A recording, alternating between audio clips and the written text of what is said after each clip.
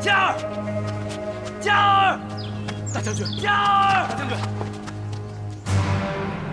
跟我走！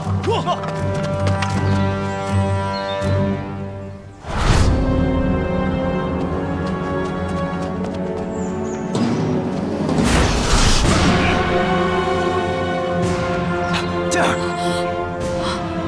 魏将军，这就是你的夫人。抓到个汉族女子，我已经很惊喜了，万万没有想到，竟然是你魏大将军的夫人，真是天助我足啊！既然你知道他是谁，还不赶快放人？放了他可以，你赶快退兵，归回雁门关，交还肃方郡，否则你就等着为他收尸吧。夫君，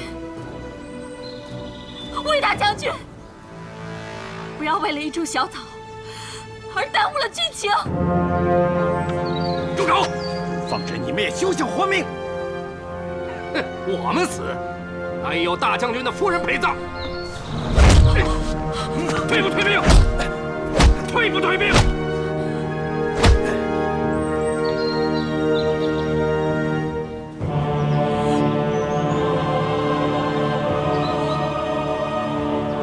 佳儿不要！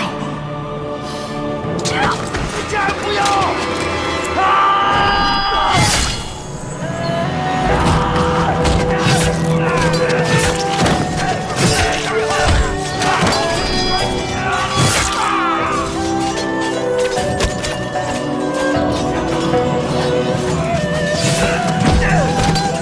夫人，佳儿，你真傻！佳儿，不要夫君为难。别乱说，我带你回去，撑住！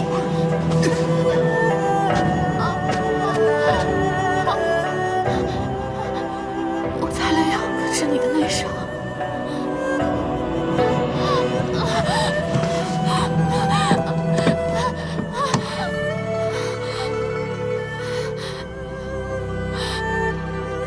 佳儿，我不能陪伴在你身边了，佳儿要赋予你。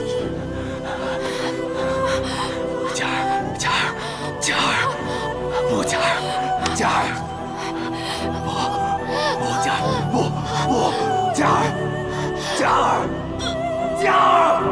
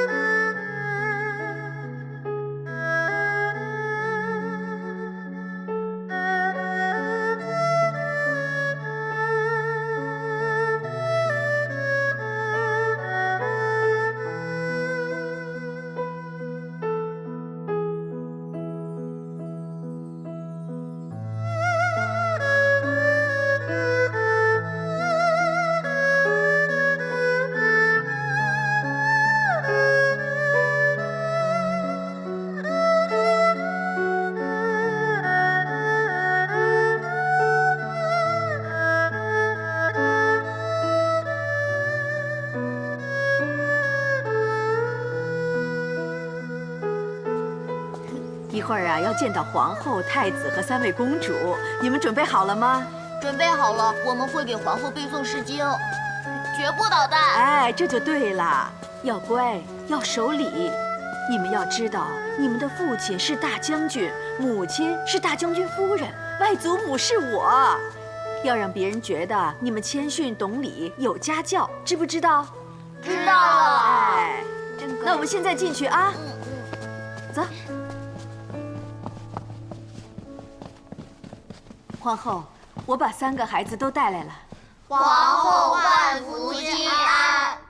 免礼了，你们都乖。谢姑母夸奖。乖。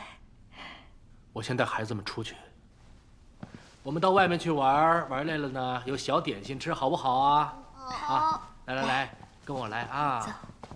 哎，这易老头今天是怎么了？不吭一声。看来他是有事情烦着呢。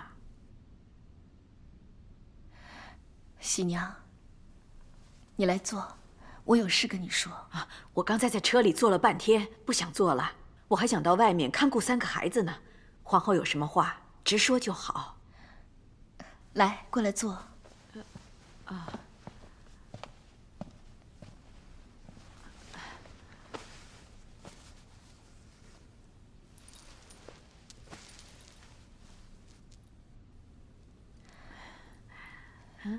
喜娘啊，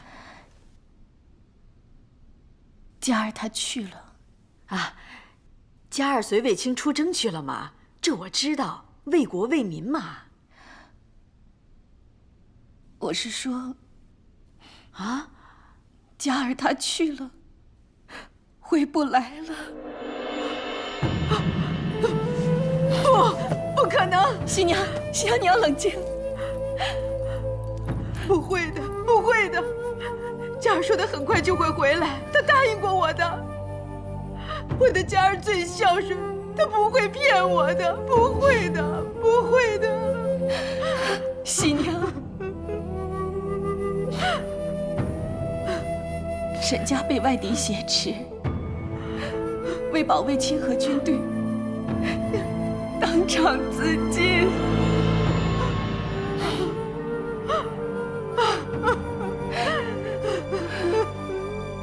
苍天哪，为何如此狠心？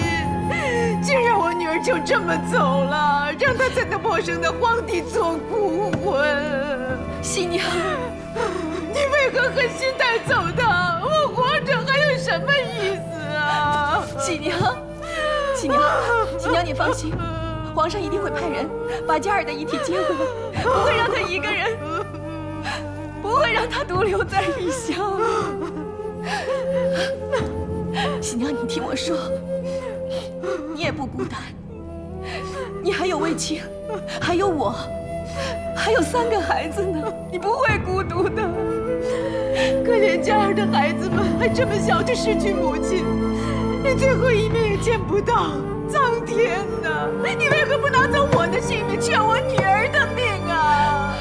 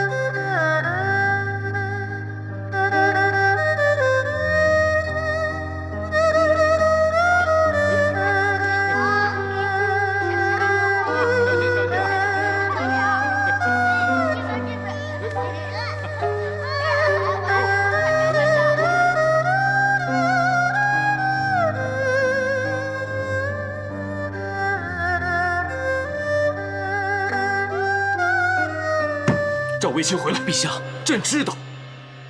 卫青痛失爱妻，定想杀敌报仇，但开战以来已是一搏3折。朕花了很长时间备齐粮草，整顿兵马，充实军库，就是为了漠南再无王庭。此次不容半点疏忽。但以卫青如今的悲愤心情，只怕召他不回。你去，他不回来就抓他回来。朕当日见他夫妻恩爱，若卫青思妻而失去理智，战略上出了差错，足令生灵涂炭，朕岂不是愧对万民？陛下，皇后求见。陛下圣安。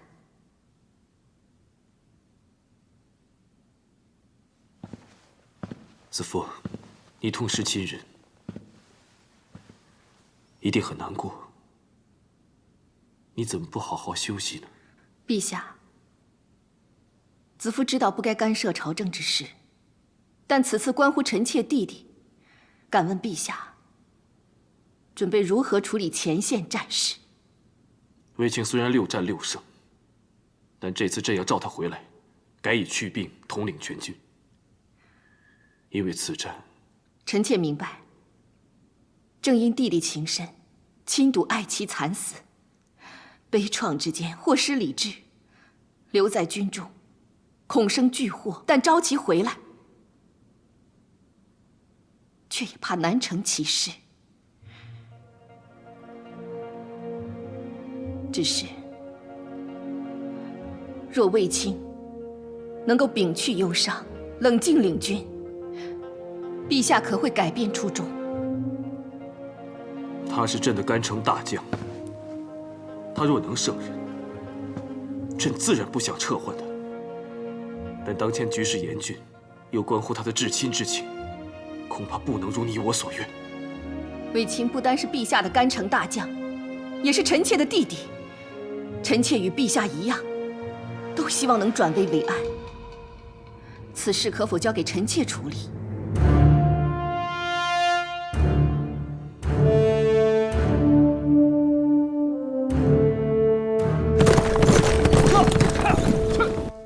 据报，敌军已抵达智岩山附近，我们明日出发，横越沙漠，正面突击，打他们个措手不及。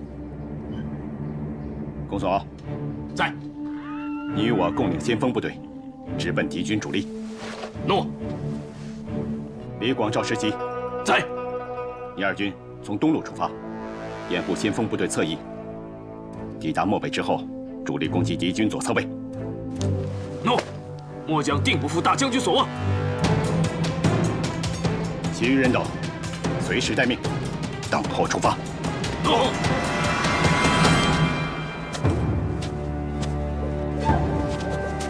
大兄弟，还好你来了。大将军他……慢慢说，卫青人呢？他在自己营帐，表面没事，指挥依旧沉着落定，但忙完军务，就独自躲在帐里，无人敢去打扰。哦，为夫人行了入殓之礼没有？没，连小殓都不准。为什么？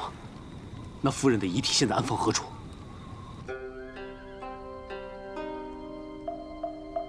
谢谢你才得肉松茸，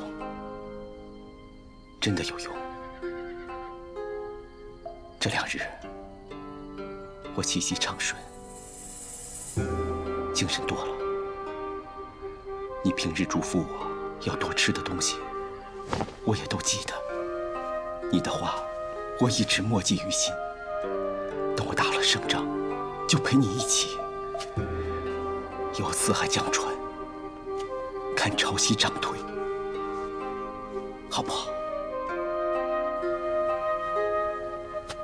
我也不要再做你的什么晴天，我也要做一株家草，与你同风同雨。卫青，你知不知道自己在做什么？我在与我夫人谈心。她有回应你吗？她在休息。你这样会惊扰到她，你还是走吧。卫青，你看看你自己，你是大将军，手握万人生死。我不是如常调兵遣将吗？我有犯过什么错误吗？这就是错。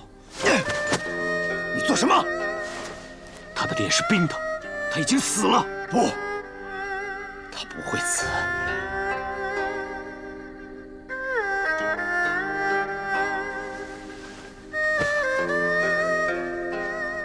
他答应过我，会一直陪着我。他担心我的身子，才随军出征，为了替我采药，才冒险出营。要冒险打仗的人是我，要吃过黄沙的人也应该是我。他怎么会死呢？大哥明白。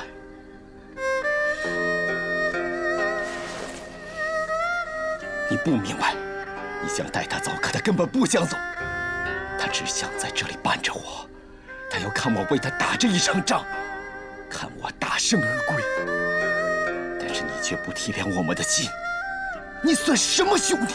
我不是你兄弟，那外面的将士们是不是你兄弟？他们表面上军心饱满，但事实呢？他们有多心痛，你知道吗？你不听我的没关系，但你敬重的姐姐的话，你不会不听。这上面不但有她的字迹，还有她的泪迹，每字每句都重如千斤，难如登天。我不要看。好，我念给你听。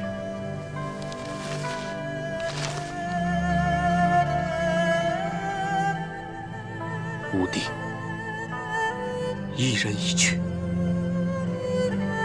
不要！此刻你定是心中悲痛。你我姐弟情深，所伤所痛，我也感同身受。即使你已是统领兵马的大将军，但作为你的姐姐，能与你亲近如初，也愿与你同悲同苦，分担你心中之爱，抚慰你强逆之痛。一人远隔，可血脉仍在。家中稚子刚丧亲母，孤苦无依，亟待父亲亲自安抚。身为人父，更要平复振作，兼其母之、喂之、惜之、养之、育之。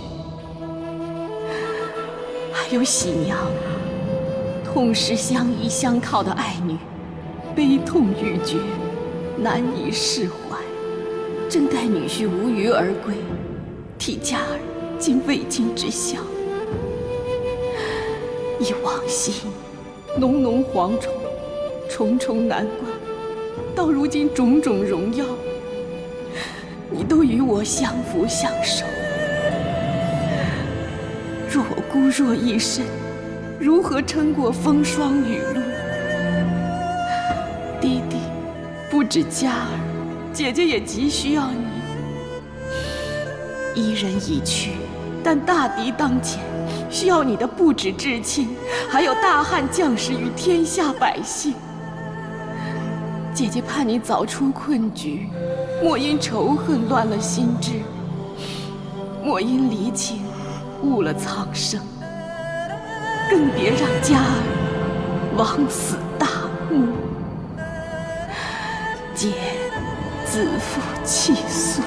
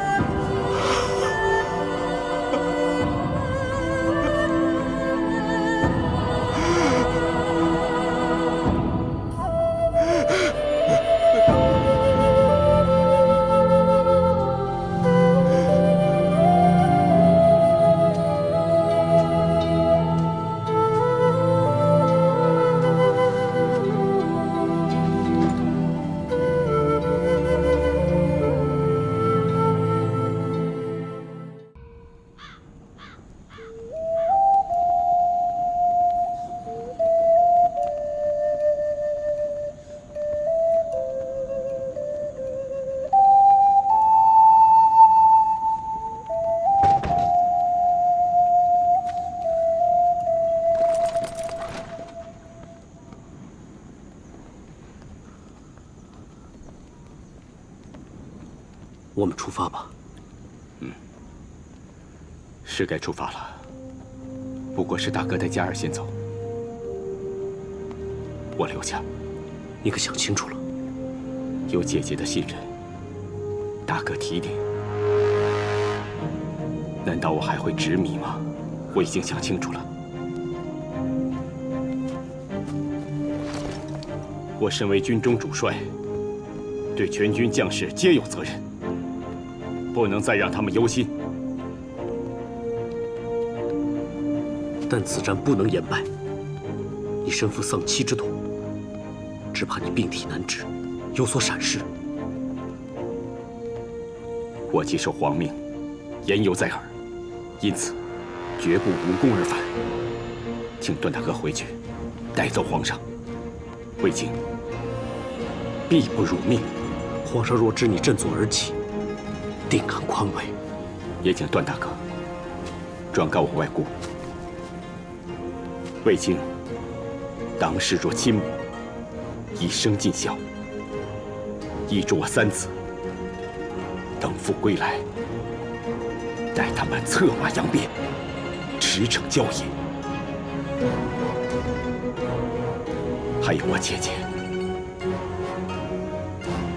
告诉她，嘉儿为我而亡，我必不会让她枉死。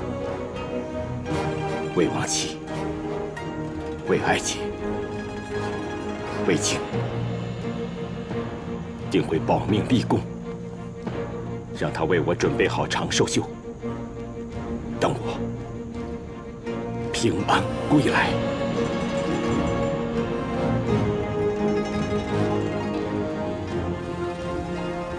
你放心，我定会为你一一传话。孤军营地，你自己要小心。大哥带走我心中牵挂，我还有何虑？有何惧？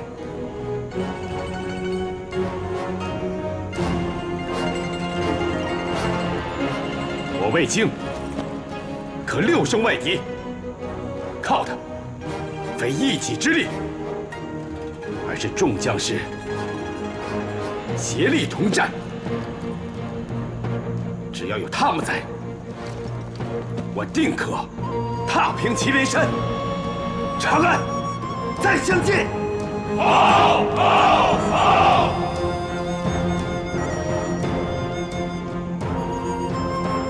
段大哥，我的嘉儿就交给你了，你带她一路走好，待我荣归长安，奏凯乐，歌同宫，再祭我嘉儿英灵。我定会护送你夫人平安回到长安。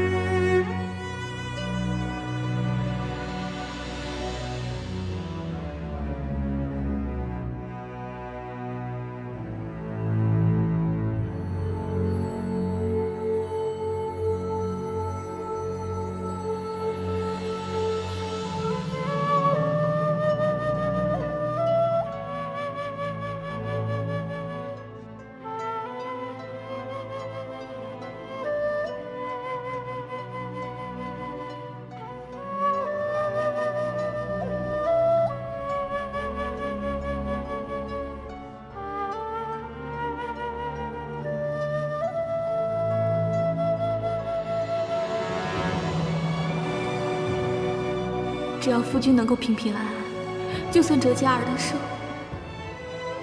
我也愿意。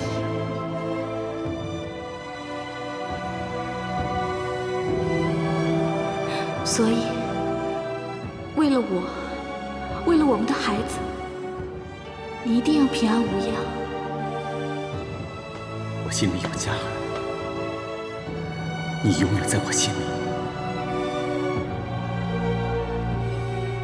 即使在战场上杀敌，都能伴着我。为了你，我就力气倍增。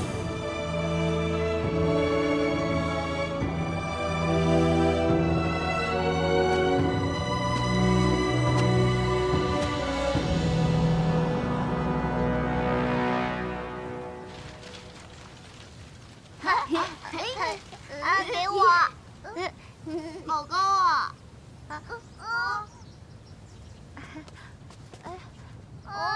不愿飞走了，姑母，不愿飞走了。姑母，你说过，只要我们把不愿牵在手中，母亲就与我们同在。现在它飞走了，那母亲是不是不要我们了？母亲是不是不要我们了？母亲不是不要你们了，她只是飞得高了，去了另一个地方，看着你们，保护你们。一只小小的不愿，可以在青天的怀抱里翱翔，一世福气满盈。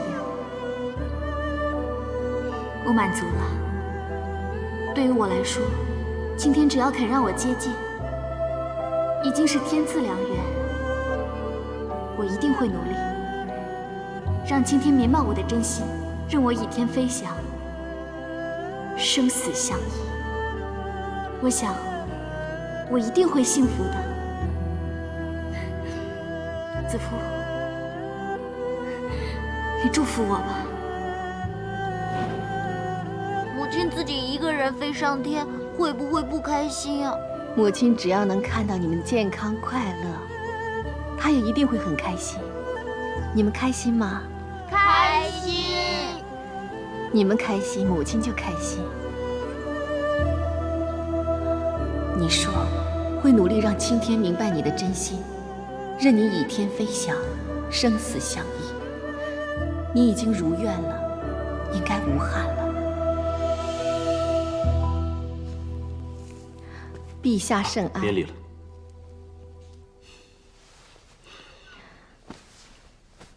别太辛苦自己。让陛下担心了。臣妾一绣着长寿绣，总停不下来，好像见到弟弟凯旋归来。朕有一件喜事要告诉你，关于卫青。今早收到军报，卫青研制了一个制敌法宝。法宝？五钢车。此车既能抵挡敌人利器，又可藏弓箭手于车内，随时攻击。更有车环，能将多车相扣，形成铜墙铁壁。臣妾不懂这些，不过看陛下开心，想必定可制敌显威。不错。臣妾虽不懂军事，但是陛下皱了好几日的眉心，中见舒展，相信此车必能成为我军制胜的法宝。朕本担心卫青以寡敌众，以弱对强，但有此车，定叫敌人阵脚大乱，进退失据。能让陛下安心就好。有你在，朕怎会不安心呢？朕还没有好好谢谢你的信，还以为你这个姐姐只能平复她的心情，想不到你竟可令她迅速振作，克敌制胜。只因弟弟有颗存忠孝、念亲情的心，才能再站起来。以信劝之，是以外力；以袖代之，透之内情。正是你这份不为自己，只为他人的情理兼备，才能动之人心，动之天地，为朕带来这么多的惊喜。臣妾本只是一个小小歌女，如今成为天下之母，弟弟一有幸为陛下征伐四海，是陛下给了臣妾那么多从未奢望过的惊喜才是。子父，朕的贤妻，朕有你，何其幸也！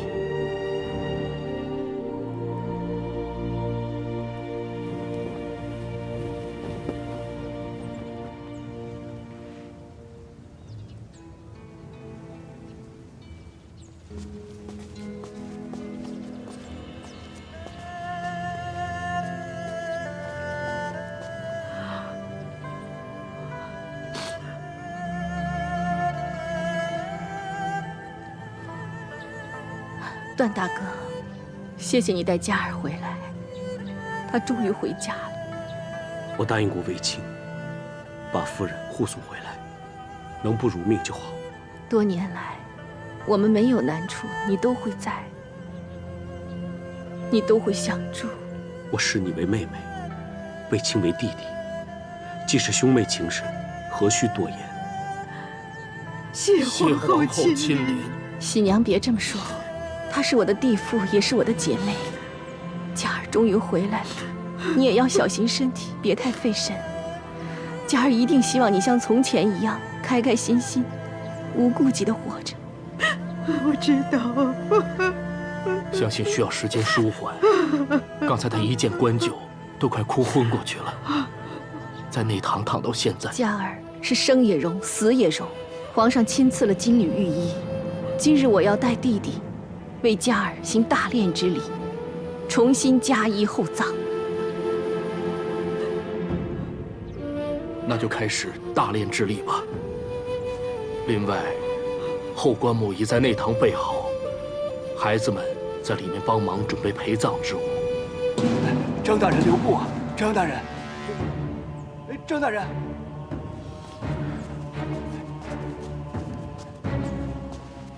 参见皇后。不知张大人硬闯大将军府，所谓何事？回皇后，臣绝无不敬之心。今日实因职责所在，臣不得不来此，带走一个人。大胆袁奎，嗜血杀人，潜逃至今，还不露出真面目，速速就绑！张大人可有误会，他不是袁奎，是易寒，是皇上亲封的长者易寒。易寒？哼！好一个长者易寒！袁奎，你藏的还真够深呀，连皇上皇后都敢隐瞒，可知这更是欺君死罪。杀人欺君之罪非同小可。张大人可有证据？当然有，把人证带进来。诺。参见皇后。夏仆夜，你可否看清楚，此人是否袁奎？正是袁奎，当年我抓捕他时还被他所伤，但是最后让他逃走了。别以为你是做官的就可以血口喷人，你以为你是谁呀？我女儿为国捐躯，今日是她大殓之礼，你却带人闯我灵堂，坏我大礼，对我女儿毫无尊重。你说你居心何在？我并无不敬之意，只是什么？你随便带个贼眉鼠眼的人来污指易寒，就可以带走他吗？他可是皇上亲封的长者，大将军和皇后更视他为亲人。他要是杀了人，就没有天理了。你无凭无据就想把人抓走，休想！法之当头，杀人偿命，有何不可？今日我就是要带走这个逃犯。你，新娘，慢着！张汤，你说并无不敬，但大将军位在你之上，你明知道今日大将军夫人返家设灵，你没向官旧吊唁施祭，没向家属致哀慰问，却带兵进来抓人，其中礼数何在？敬意何在？臣一心追捕逃犯，只怕让其再逃脱，所以疏忽了礼节，还望皇后息怒恕罪。你执法以严，无可厚非，但法之拟立，本为保民安民，所以也要因时制宜，法中留情。大将军的外姑刚立丧女之痛，你无半点体察劝慰，还出手推撞，岂是合情安民之举？臣不敢。大将军正以身犯险，决战大漠，为我大汉子民安身立命。大将军夫人忠义不屈，宁死不为外敌所胁。若因你莽撞，令太夫人跌倒受伤，如何向大将军交代？是臣大错了，请皇后恕罪。幸好未成大过，我就暂且饶你。谢皇后，但敢问皇后，那逃逸多年的杀人犯，又当如何处置？易叔叔，你对他们的指控，可有片言只字回应？回皇后，小的无话可说。那么，你真是袁奎？我的确是袁奎。不，你真是疯了吗？你怎么连自己的名字也记不住啊？啊！你这老头是怎么了？你根本就不是。不。但无论如何，我得谢谢你。我跟他们回去。不。谢皇后。带走。诺。别担心，他会没事的。我不会让他有事。没想到啊，人这么容易就给抓住了。哼，那易涵是卫子夫身边的高人，我当然得特别留心了。一个如此闲散无所畏惧之人，当日却见着一个小官就慌张躲避，其中必有隐情。果然，我三言两语就把那易涵见不得人的老底儿都翻了出来。哼，没想到那个夏勇想立功升官都想疯了，于是我就提点他几句挡煞高升之法。哼，他还真就乖乖照做，跑到张汤那里告发了易涵。我在长安城外就听说张汤是有名的铁面无私、视法为天、不认情理。看来呀，这次终于可以灭了皇后的亲信。你说这个人值多少啊？此人对我而言一文不值，但若在皇帝忧心战况之时，卫子夫却不知趣，要他网开一面救自己的心腹，哼，皇帝必然心生厌烦。啊，那不如我们再放些风声出去。这样一个杀人犯藏在皇后身边多年，那岂不就是皇后徇私枉法、存心包庇、无法无天了？再让王爷向那狗皇帝吹点耳边风，那妖女皇后就会与他的羽翼一起水尽尸身，魏家之名必被玷污。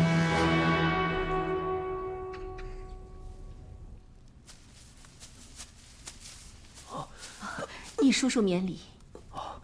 谢谢你们来看我。张汤可有严刑逼供？我本是罪人，甘心伏法。张汤根本无需严刑逼供。易大叔怎么可能是罪人呢？你一路以来为我们出谋划策，助我们一次又一次躲过险恶，还加在善之余奔走各地，只为济世安民，这岂会是歹毒杀人之凶徒所为？我不管你有何过往，我只信我认识的易叔叔绝不会是个罪人。你们可记得我对皇上曾经说起过我的过去？记得。易大叔与师兄斗法，虽大胜师兄，却连累恩师受怨，被师兄害死。恩师却是因我狂妄斗法，连累而死。但是当日我并未向皇上说出全部的真相，只因我师兄怪怨恩师将学识只传我一人，愤而将师父杀死。我悲愤交加，亦悔疚不已，要将师兄拉去见官。但师兄反目，更将杀师之罪陷害于我。我这手臂上的疤痕，就是与他争执打斗时留下的。我受伤之后，师兄却未停手，反而招招想置我于死地，我只得奋力反击，但错手杀死师兄。这只是自卫自救，即使落在廷尉手里，也非大罪。师父的一班同门见我提刀而出，且刀上沾血，就一意说是我残害师父，谋杀同门师兄。我根本就是百口莫辩，只有逃走。如今张汤查审，你有如实相告吗？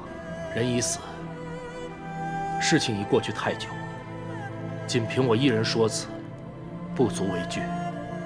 况且我逃避追捕，误伤官兵，夏勇就是实证。唉，算了。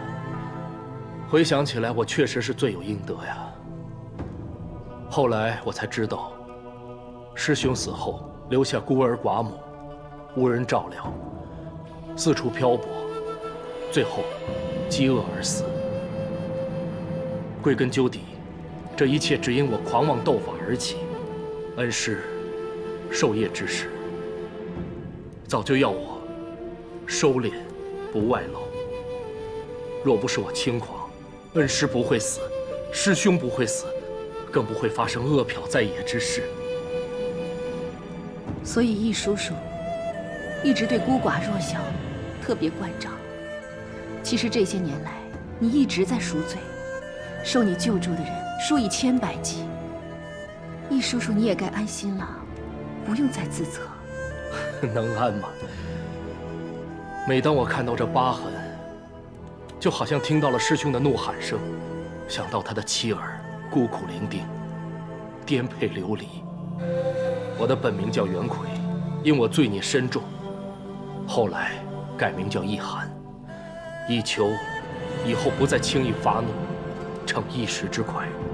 所谓罪孽，都是一时义愤，不甘于恩师被杀，且自救于被人威胁，实非大罪。而至于孩童惨被饿死，又怎能归罪于你呢？你不是我，难明我心中之痛啊！我苟且多年，算是苍天恩惠，给我救孤助贫的机会，也算是弥补了一点过错。如今前世被戒，因而伏法，也算是解脱了。易叔叔，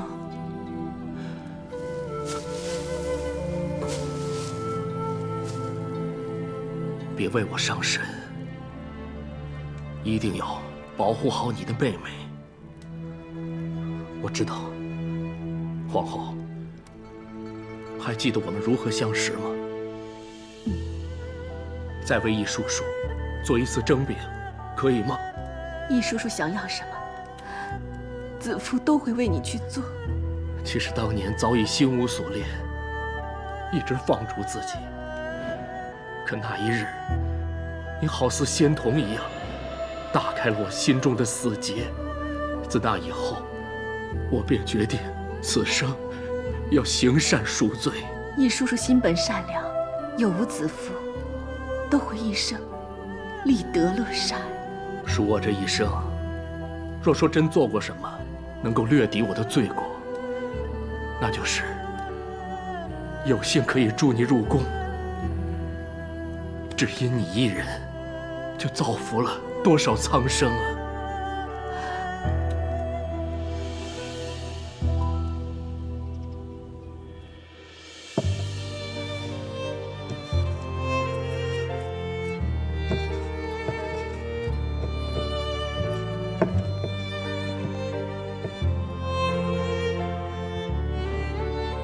当年要是没有易叔叔吐出枣斧，让沈家滑倒，我散发相扶，我怎么能够被皇上宠幸？如果没有易叔叔送我挂饰，子夫今日早已离宫。自从小时候遇到易叔叔，易叔叔送我不争、不显、不露这6个字，让子夫一生受用。子夫就当易叔叔是上天派来帮助我的贵人。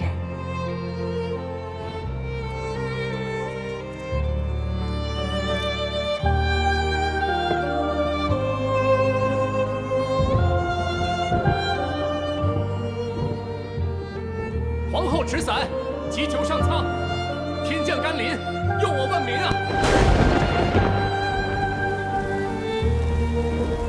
皇后持伞，天降甘霖啊！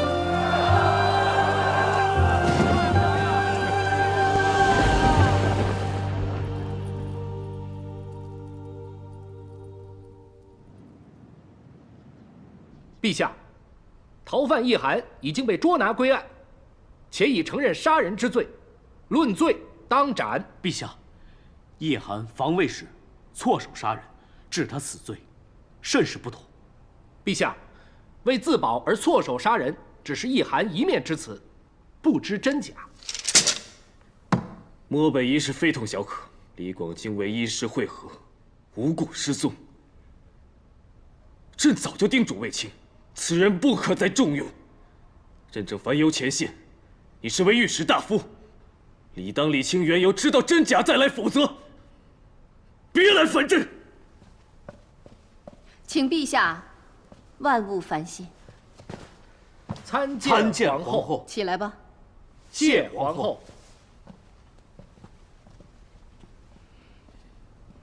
陛下圣安。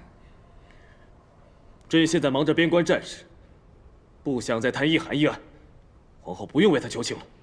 陛下睿智英明，定有公断，臣妾又怎会妨碍平添陛下的烦恼？只是希望陛下能听臣妾说8个字。说吧。罪不可恕，一寒该死。你此说可有理据因由？即使一寒曾现寻水之法，帮助各处郡县找出水源，拯救苍生，可他毕竟杀死残害恩师之人，于法不可容。难道一寒之功竟抵不上他误杀之罪？不错，纵使一寒当日解民困、济其语，保帝后之名，免万民迷信，可他毕竟曾经误杀，且百词莫辩而拒不逃逸，罪不可恕。皇后此言，臣不敢苟同。一寒赠千金于旱灾孩童，持在善之余，为陛下广撒君恩。纵使他救孤寡、兴义学、举孝廉、建贤臣，助陛下弘天地之大德，施雷雨之深恩，可他毕竟借此掩饰身份，欺瞒陛下，绝不可恕。皇后想说的是，纵使一寒误杀逃亡7镇，可他披荆解困，千金救孤，举贤育才，渐渐勋劳，立下千古奇功吧。陛下，而这一切皆是出自赎罪之心。陛下，人谁无过？一寒不但知罪悔过，且功在民生，却有功而不自居，只以救助孤寡为己任，这是善莫大焉。臣求陛下饶一寒一命。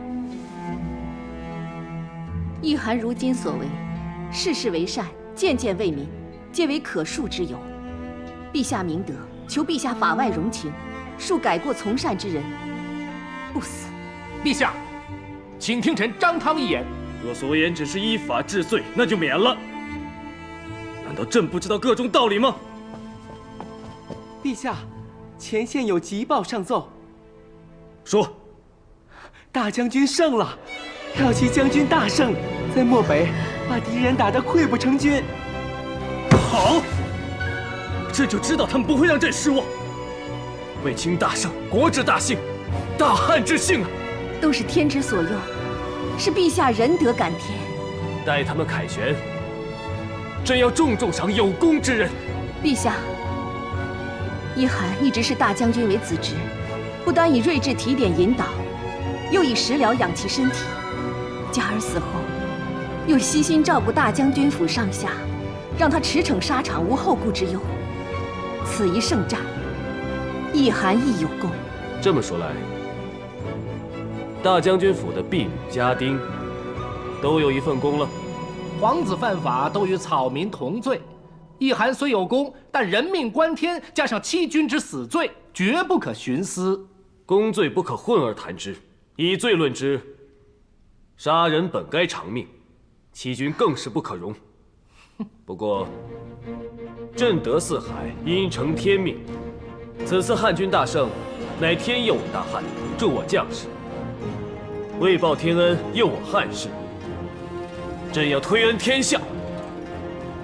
御史大夫张汤，臣在。为朕传诏：汉军大胜，普天同庆。凡犯罪者，家有孤寡的，赦；误杀误伤的，赦；自卫杀人的，赦；案件超过15载，情由难考的，赦；心有悔意的，赦；曾助病苦的，赦。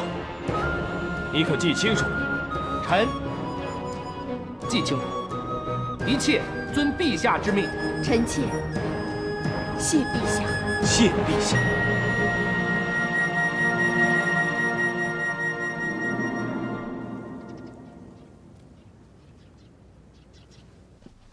启禀夫人，皇上今日有要事，不能前来。但汉军大捷，皇上要赐后宫上上下下，皇上特意让夫人先去挑选贡品，还特意吩咐夫人要为自己和小皇子多选几项。那就劳烦你替我和红儿谢过皇上。诺，那小人就先告退了。那你快去挑啊，要挑最华丽、最名贵的。只要皇上能时时将我们母子放在心上，是不是最名贵，能不能每日都来，也无所谓。你可不能就此懈怠，皇上要日日来才好。你一定要抓住皇上的心，你和红儿才有好日子过。哎，这袁叔还是没有按约来见面。要抓住皇上，要有他的妙计呀。这几次约定，他一次都没有来。罢了罢了，他自称是高人，却次次失败，定是无颜再见咱们了。可是没了他，我们怎么办呀？有我呀。学人家打仗领功，或许不能，可是争宠嘛，姐姐我还是自有妙计的。那姐姐要多教我几招，让红儿能抓住皇上的心，也让妹妹我可以抓住皇上。说真的，我们这么走了，宫里那2个女人怎么办呀？那狗皇帝承天之佑，为家得势，天时地利人和三者不得，天不利我，即使留着这无用之族，也于事无补啊。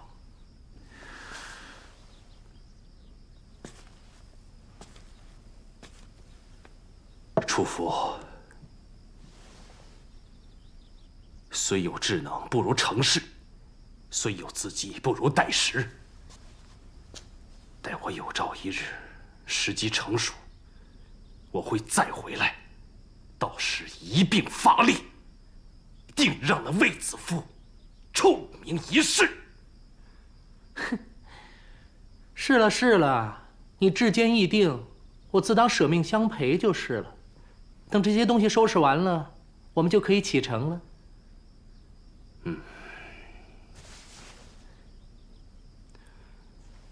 放进箧司中。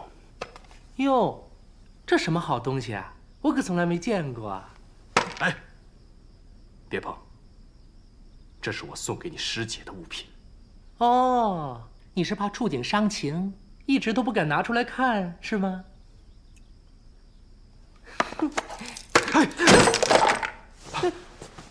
我说过不要碰。是了是了，我马上去收拾。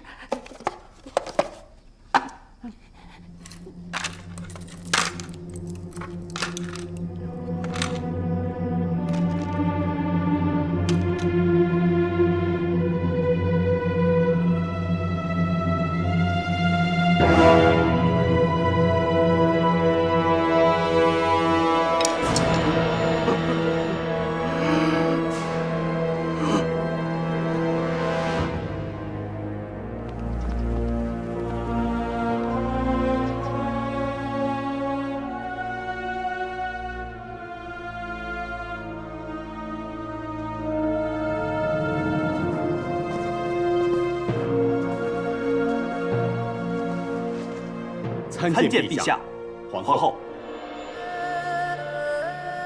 你们终于回来了。臣与去病，终于不负圣恩，为大汉取胜而归。回来就好。姨母，我与舅父履行承诺，毫发无损的平安归来了。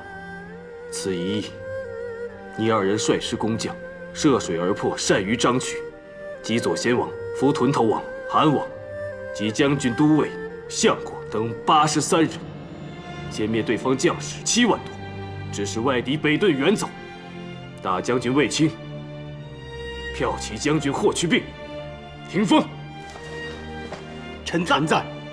朕封你二人为大司马，俸禄相同，从此共同为我大汉开疆拓土，除敌解患。谢陛下洪恩。臣必将竭心尽力，一定誓死杀敌。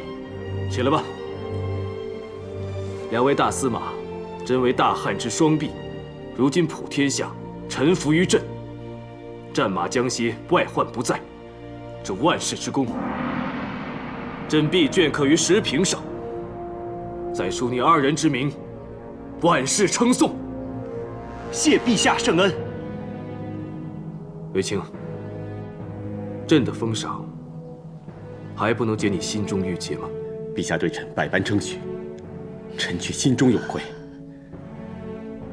作为统帅，竟思虑不周，致使李广老将军不堪受辱而死，致使陛下又损了1员2将。弟弟，舅父，李广将军延误军机，你只是派长史去问话，是按例行事啊。他自感受辱而自尽，这与你有何关啊？可是李将军是因无向导而迷路，他多次行军，理应精于地理，竟因迷路而延误军机，这罪责难脱。当然，他英武一世，却一直有功无爵。其子李敢，在你军中做事如何？勇猛过人，一直代行副将之职。好，李敢杀敌有功，那朕就封他为关内侯，10邑200户。卫青，可有异议？臣代李敢，谢陛下隆恩。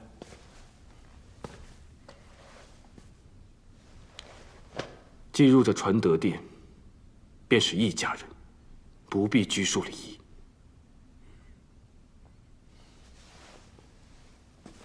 但愿能让你们姐弟稍感宽慰。能见去病和弟弟无虞归来，臣妾最大的心愿已了。姐姐对我千般信任，我怎能言而无信？看着我凯旋而归，姐姐应该欣慰。我们因仇恨而乱心智，没因离情而误苍生。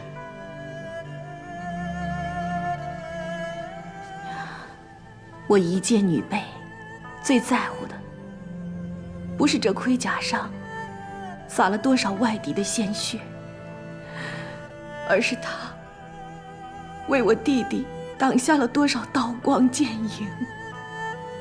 姐姐，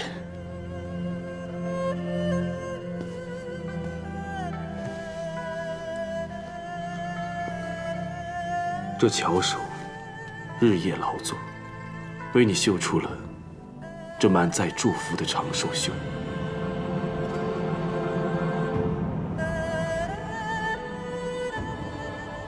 你也终于可以看他卸下盔甲，为他披上你的祝愿了。可嘉儿却看不到了。若无他，我早已不知身在何处。得他所佑，我卫青才有今天的功绩。嘉儿生前幸福，死时英烈，身后荣耀。而弟弟如今平安归来，他如此一生，已是无憾了。沈家在天之灵，见你功勋盖世，定感欣慰。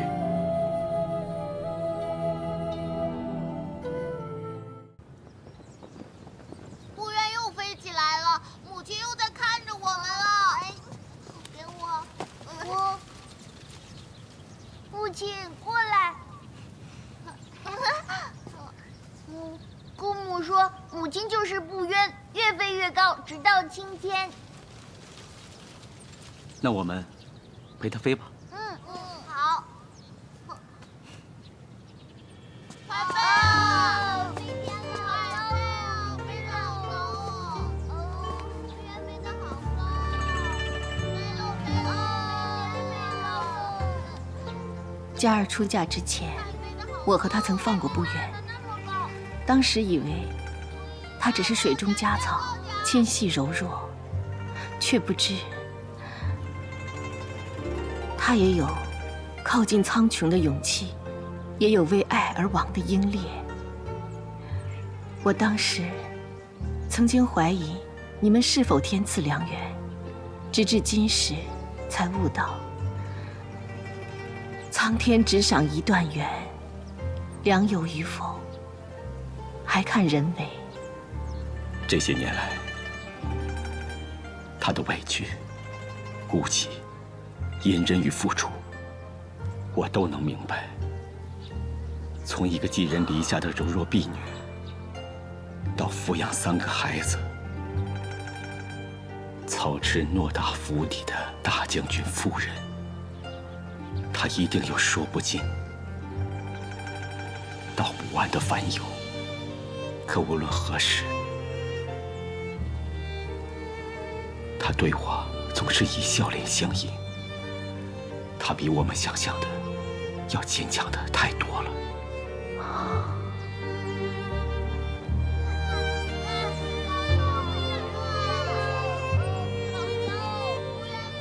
你放心翱翔吧，我为青天，你为不远，即便生死相隔，也可相依。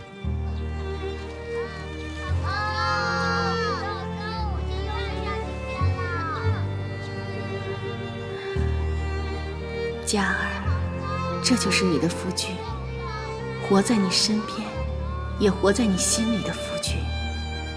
你如一棵水草出生于世，离世时，却在这驰骋沙场的夫君心里，留下了一片苍翠绿洲。